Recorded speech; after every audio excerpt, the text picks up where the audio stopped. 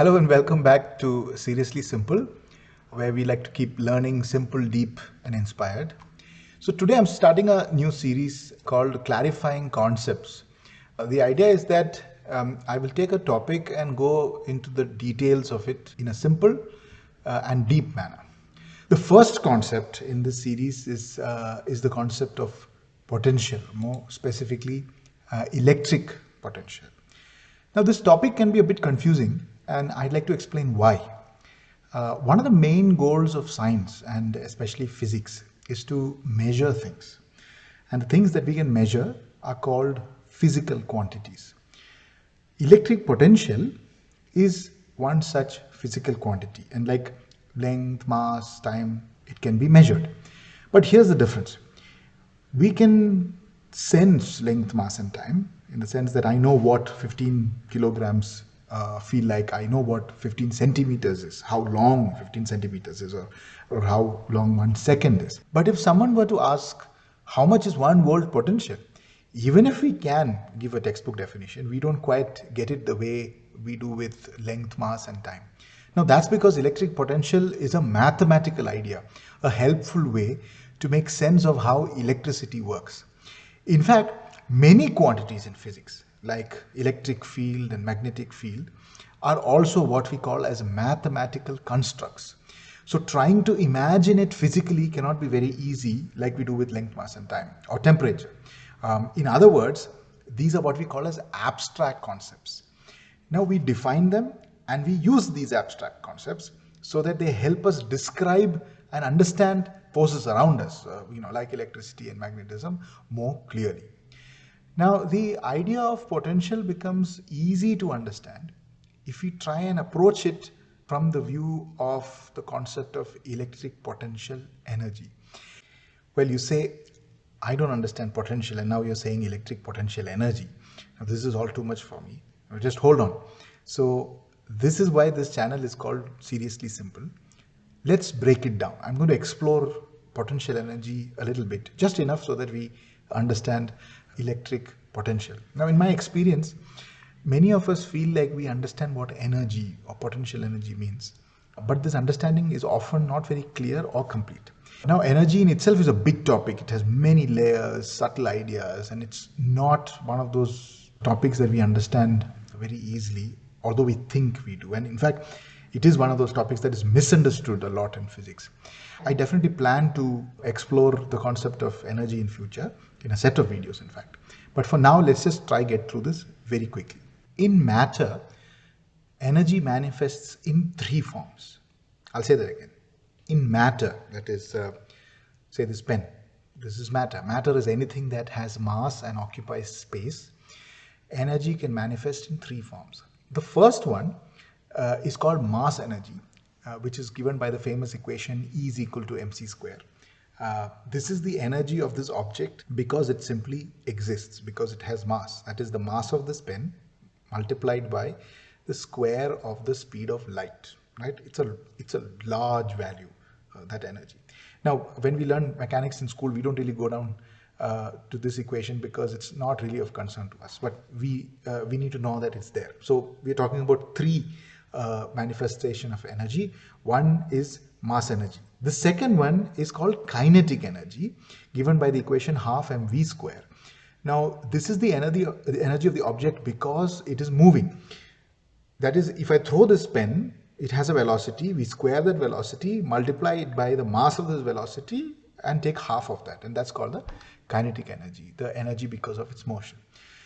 Now, the third kind of energy that this thing can manifest is called potential energy. And this is a little different because unlike mass energy and kinetic energy, potential energy doesn't have just one formula. And its formula will depend on the kind of interaction or force involved. And I use this word interaction on purpose. 3 energy manifestations: mass energy, kinetic energy. Now, these 2 are inherent to this object, right? It has a mass, c square, or if you throw it, v square, and then we get it. But potential energy only comes into existence when 2 or more objects interact. That is when there is a force between them. That is why potential energy has different formulae depending on the situation.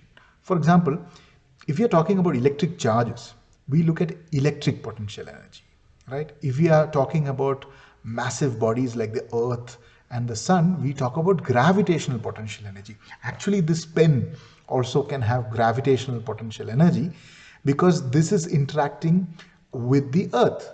The Earth is pulling it down. There is a force on it. And therefore, we can define a potential energy for this. I think you will know the formula. It's mgh. If you're talking about electric potential energy, it has one formula. If you're talking about gravitational potential energy, it has a different formula. So here's the key point. Mass energy, kinetic energy, they have a single formula each. Clear formula that depends only on the mass and of course velocity of that object. It's inherent. But potential energy depends on the type of interaction. And this is why it can look very different in different situations. Now, in electrostatic potential energy, consider this. Now, again, why are we doing this? I am trying to tell you the meaning of electric potential from the concept of electric potential energy. They are not both the same thing. Electric potential is not electric potential energy. In fact, they have two different units. The unit of electric potential is volt. The unit of electric potential energy is joules, like any other energy. Say you have two positive charges. It could also be two negative charges for that matter. They're placed near each other.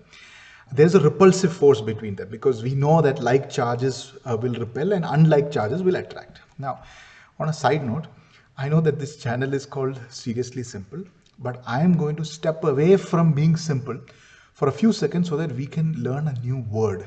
And this word is anthropomorphism, right? It originates from the Greek word anthropos, which means human, and morph, which means form or shape. And anthropomorphism means that we are describing something non-living as if it had human feelings. So in this case, let's just say positive charges don't like being close to each other. Negative charges also don't like being close to each other. There is a lot of discomfort or tension, so to speak. When they come close to each other, there is tension built. On the other hand, unlike charges like plus and minus coming together, they're very happy to be on top of each other. So this discomfort and this build-up of discomfort, the closer they are, the more discomfort or tension there is, and that is what potential energy is, right? The build-up of potential energy is when you build up putting these two things in a situation where they don't like to be. They don't like to be with each other. They like to be far away from each other because there is a strong force of repulsion. And when you bring them together and together, there is a build-up of potential. Now, how do we know that there is a build-up of energy there? It's very simple. We bring them together, and if you release one of these or both, they move far away from each other. That stored potential energy is now converted into motion or converted into kinetic energy.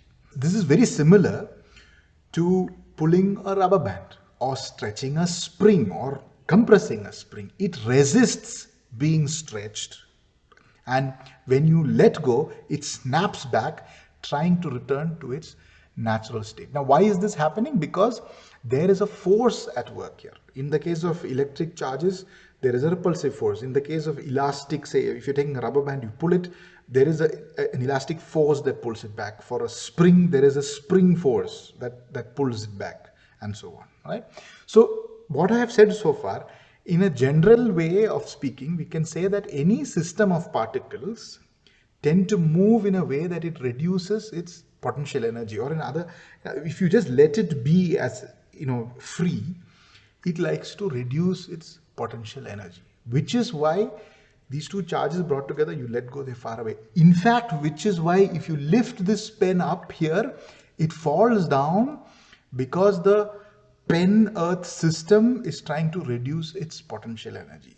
When you increase the height from where from the ground for the pen, the potential energy of, we can't say the potential energy of the pen alone, that's not really correct. It's the potential energy of the pen earth system. See, I already told you, there has to be an interaction. only then will this potential energy come to be. It's not potential energy of one thing, like we say kinetic energy of this or mass energy of this. It's not potential energy of this. It is the potential energy of a system of particles, minimum being 2.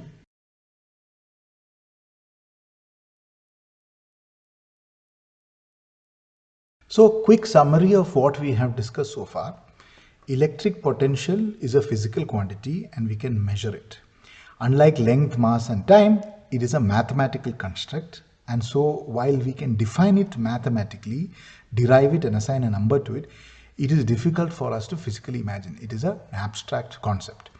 Electric potential can be understood better by understanding electric potential energy. And yes, electric potential and electric potential energy are not the same thing, though because of the fact that we cannot really physically imagine it, we sometimes confuse the two. And that is, if we do confuse the two and say electric potential equals to electric potential energy, that is as absurd as when if you ask me what my age is and I say 175 centimeters. That's absurd. And equating potential to potential energy is as absurd as equating 5 kilograms is equal to 3 hours. It makes no sense. They're two different physical quantities. We cannot equate them, right? In electrostatics, the force that we focus on is electrostatic force, also known as Coulomb force, right? We won't get into the exact formula today, but all we need to know is the basic nature that like charges will attract and unlike charges will repel. Now, depending on whether we are dealing with a positive or a negative charge, the attraction and the repulsion will come into play. To define electric potential, we first need to understand electric potential energy. Now, the textbook definition of electric potential energy goes like this. It is the energy stored between two or more charges due to their position or configuration relating to each other, right? So let's see what this means. So looking at a mathematical definition of potential energy, consider two charges. Let's say call this charge as Q1 and this as Q2, and say that the distance of separation between them is R, actually just R. The potential energy between them is given by the formula U, and it's a scalar quantity. It has no direction because it's energy. There's a constant K multiplied by Q1, Q2 divided by R. This is the definition. So suppose we take this definition and we get a value, say 100 joules. Suppose it's energy, so the unit has to be in joules, right? Now this one is positive. This one is also positive, and therefore we get this is positive. All quantities here are positive, so your energy is positive 100 joules. Now suppose you replace this, instead of a plus, two pluses, let's put a plus and a minus. So then we at the same distance R, and this is plus Q1, and this instead of Q2 is a minus Q2. In which case, if we run the same equation, right, the only difference between it is Q1 and here there is a minus Q2 divided by R, and your answer will be minus 100 joules. Okay, what minus 100 joules means, we will not worry about now. We will worry about it in another video. But I just wanted you to see how this looks like. Last part, if suppose both are negative, same distance between them R, this is Q1 minus Q1, this is minus Q2, you will get the exact same value as the first case. U is K into minus Q1 minus Q2, the whole divided by R. Minus and minus will give you plus, and then you end up getting 100 joules. This is how we define it, all right?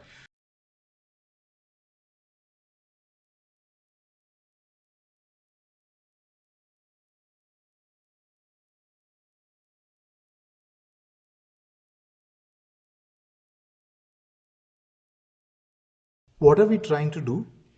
We are trying to define the concept of potential and try and understand the concept of potential from the idea of electric potential energy. We've already defined what electric potential energy is. Two plus charges or two minus charges together at a certain distance, you have a formula, you can calculate it and you get the value. We saw the example of 100 joules. Now moving on. Now consider the following situation. Say you have a charge plus Q, capital Q. We call it the source charge. And consider another charge, say plus small q, and I'm calling the test charge. Okay, this is the test charge.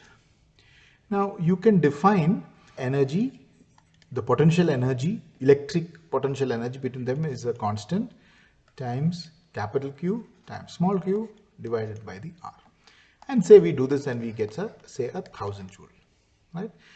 Let us also assume, for understanding this concept, let's assume that this value of small q is 2 coulombs, right? And now ask the question. Oh, by the way, I forgot to put the R here. This is the R value. Okay. Now we look at this formula very carefully and try and understand a couple of things. Suppose this charge is not here and this charge is somewhere further away. Say, suppose the charge is here, right? In which case, what is going to be our situation? The plus q is at the same place. Now we have a different value of R. Let's call this R dash. And then when we do the math, we get U is equal to capital K into capital Q into small q divided by R dash. Now this R dash value now is much higher than the R value. And surely therefore you will not get U is equal to 1000 joules. You will get a value less than 1000 joules. This must be equal to less than 1000 joules, right? I hope this is clear. Now again, I would like to draw that situation all over. If the value of R increases, which will say that the potential energy value will decrease. So which means if I now take this charge and take it far away, say how far away, say we take it all the way to a value so far away that we can consider it to be infinity for all practical purposes, then you see this R here will tend to infinity, and then when R tends to infinity, you will see that U will tend to give you 0. That is 0 potential energy is what you're talking. So at infinite separation between two charges, the energy, potential energy between them is 0, right? You bring them together, the potential energy increases. Now a small word into how this happens. You see, they're positive charges. They repel each other. So if I have to bring them together closer and closer, it's not going to do any work on its own. We have to do it. An external work has to be done on it. We have to push it and bring it closer and closer together, right? And as we do all of that work and put them and bring them together, that work that we did is what gets stored as that U equals K Q Q by R, right? That's a good way to remember it. Now, moving on, supposing this charge, say, is at this place and when we have 100 joules, now I want to turn around and ask another question. What happens if the small q value is not 2 coulomb anymore? We had said that q is, say, 2 coulomb. This is what we had said originally. Suppose that q is only 1 coulomb. Then what do you think the value will be? Well, mathematically it's very clear. U is equal to K Q Q by R, which gave us 1000 joules. And this Q value here has now moved from being 2 to 1, meaning that Q value is halved. So naturally the U value will also half and give you only 500 joules. Now, does this make sense to you? Does this make sense to you? Because I'm talking 2 coulomb charge to bring from infinity to this place, I do 1000 joules of work. If I take only half of that from infinity to bring it here, I do only half the work, right? It makes perfect sense, right? Now, supposing you have to not bring 1 coulomb, not bring 2 coulomb, supposing you have to bring, say, 4 coulomb of charge, then what? Will the energy go up or come down?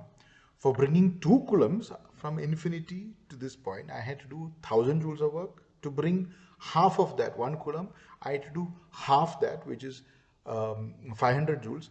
So to bring 4 coulombs, which is double of 2 coulomb, naturally we have to do double the amount of work, which is 2000 joules. Now let's look at potential. That is, take the same situation, you have Q here. So we're taking the same example, right? Now, for bringing this somewhere, say here, it's a different value of R.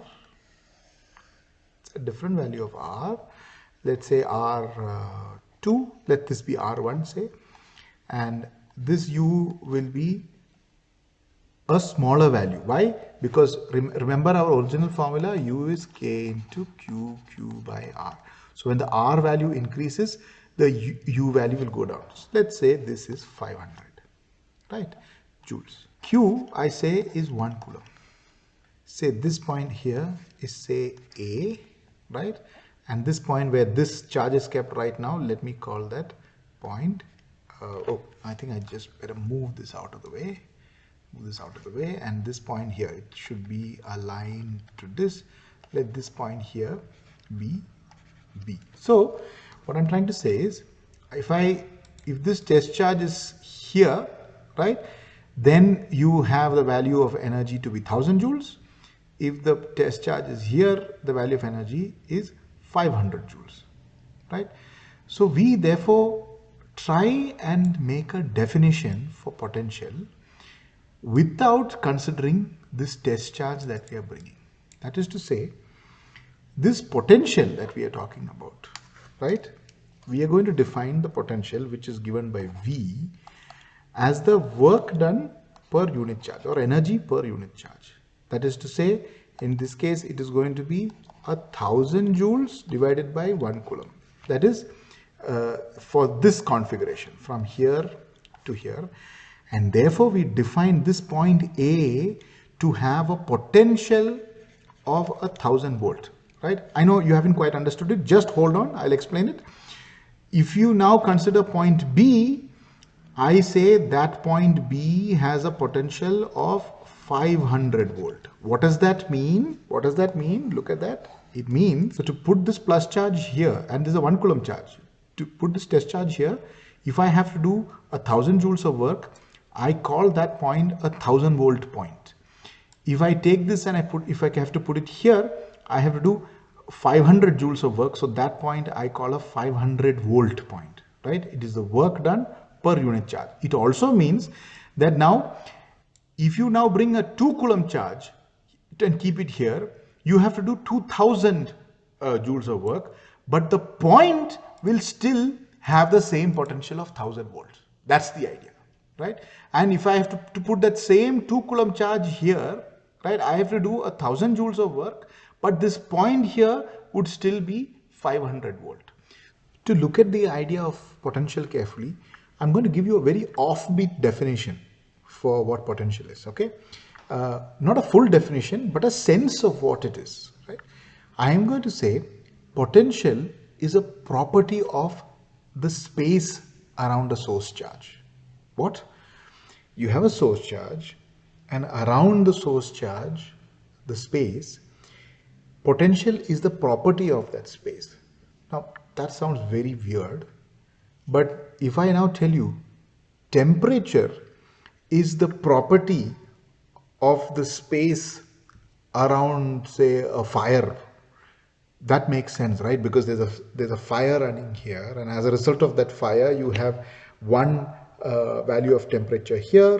The closer you get to the fire, the higher the temperature gets. So think of it in this manner. Potential works the same way. You have a source charge, right? The closer you get to the source charge, the value of potential of that space will increase. So if you have a potential of 1000 volts here, and this is the source charge, and I get closer and closer, the potential value will increase.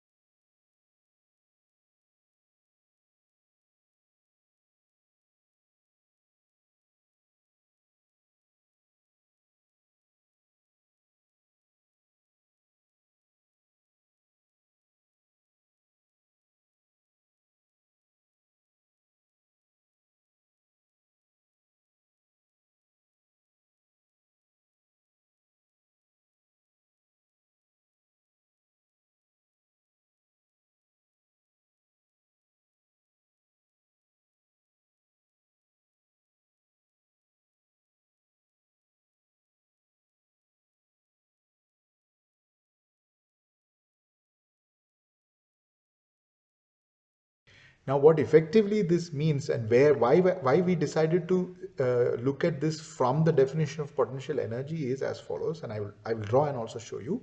You have a source charge here. To bring a 1 coulomb charge from somewhere infinity and to put it here, I have to do say 1000 joules of work. So therefore, that point where I had to do 1000 joules of work, I'm going to define that point as having a 1000-volt potential, right?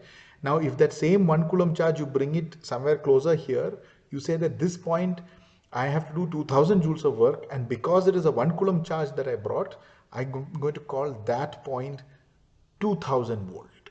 So source charge 2000 volt here, 1000 volt here. Now there could be other spaces also around it which is also 1000 volt. So if a point here is 1000 volt, point here is 1000 volt, here is 1000 volt, all those points together, we call it the equipotential surface or a line where they all have same value of potential, which means you have to do the same amount of work to bring a unit positive test charge from infinity to that point, any of those points, right? Now the question is, if you now bring not 1 coulomb charge, not unit positive test charge, supposing you have to bring a 2 coulomb charge from infinity to that point, now you see the point still has only 1000 volt potential, but the work done will now depend on the charge that you're bringing. For a 1 coulomb charge, it will be, if it is 1000 volt, that point in space is 1000 volt. For 1 coulomb charge, you have to do 1000 joules of work. For 2 coulomb charge, you have to do 2000 joules of work. For a half coulomb charge, you have to do only 500 joules of work. So while the work done is different and depends on the value of charge that you're bringing, the property of the space, that point in space, because of the source charge, the potential value will not change. It would still be 1000 volt, right? I'm going to draw this and show you just to get a sense of what we are talking about. Say this is Q, and because of this Q, you have a point here which is say 1000 volt.